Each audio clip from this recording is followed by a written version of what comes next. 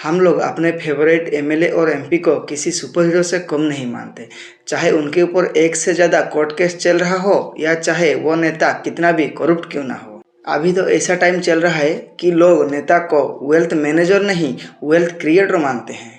लेकिन अभी भी काफ़ी लोग एक एमएलए और एमपी का एलिजिबिलिटी क्राइटेरिया क्या है इनके बारे में बिल्कुल अनजान है।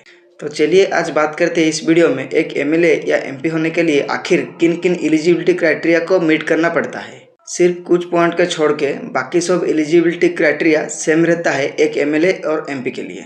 इंडिया में एक एमएलए और एमपी का इंडियन सिटीजनशिप होना जरूरी है। एमएलए और एमपी खड़े होने के लिए एक आदमी साउंड ऑफ माइंड होना चाहिए। साउंड ऑफ माइंड मतलब एक एमएलए या एमपी का मेंटल हेल्थ कंडीशन ठीक होना चाहिए, उसको किसी भी तरह का मेंटल इलनेस ना हो, क्योंकि एक एमएलए और एमपी अपने टर्म में उसको काफ़ी चैलेंजिंग डिसीजन लेना पड़ता है। एक एमएलए या एमपी सीट के लिए खड़ा होने के लिए मिनिमम एज क्राइटेरिया 25 ईयर्स है।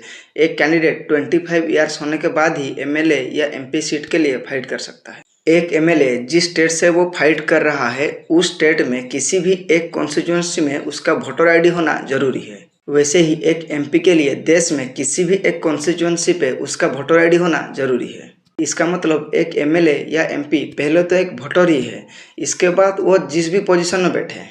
एक एमएलए या एमपी के लिए किसी भी क्राइम में 2 साल या 2 साल से ज़्यादा का सजा कोर्ट द्वारा नहीं होना चाहिए। अगर किसी सिटिंग एमएलए या एमपी को भी 2 साल या उससे ज़्यादा सजा सुना जाता है कोर्ट से तो ऑटोमेटिकली उसका कैंडिडेचर रद्द हो जाता है। अभी रिसेंट में राहुल गांधी के साथ भी यही हुआ था। इसके लिए बीजेपी के ऊपर कितना सवाल उठे थे और सवाल उठना भी चाहिए। एक एमएलए और एमपी का सैलरी अलग अलग होता है, लेकिन देश में जितने भी एमपी है उनका सैलरी सेम होता है, क्योंकि हमारा देश में एक ही पार्लियामेंट है और ये लोग मेंबर ऑफ पार्लियामेंट होते हैं। लेकिन एमएलए का सैलरी हर स्टेट में डिफरेंट होता है। ये स्टेट का मैटर है। हर स्टेट में अलग अलग लेजिस्लेटिव असेंबली होता है। एक एमपी का सैलरी मंथली एवरेज 1 लाख रुपए होता है। एक एमएलए का सैलरी एक एमपी के सैलरी के आसपास ही होता है, लेकिन हर स्टेट में डिफरेंट होता है। हमारे देश में झारखंड का एमएलए सबसे ज़्यादा सैलरी लेते हैं। उनका salary average 2.9 lakh per month है।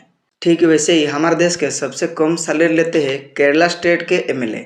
उनका सैलरी मंथली 70,000 होता है। एक स्टेट का सब एमएलए मिलके ये चुनते हैं कि एक स्टेट का चीफ मिनिस्टर कौन होगा। ठीक वैसे ही देश के सब एमपी मिलके ये चुनते हैं कि हमारा देश का प्राइम मिनिस्टर कौन होगा। क्या आपको ऐसे इंटरेस्टिंग फैक्ट पहले से मालूम था?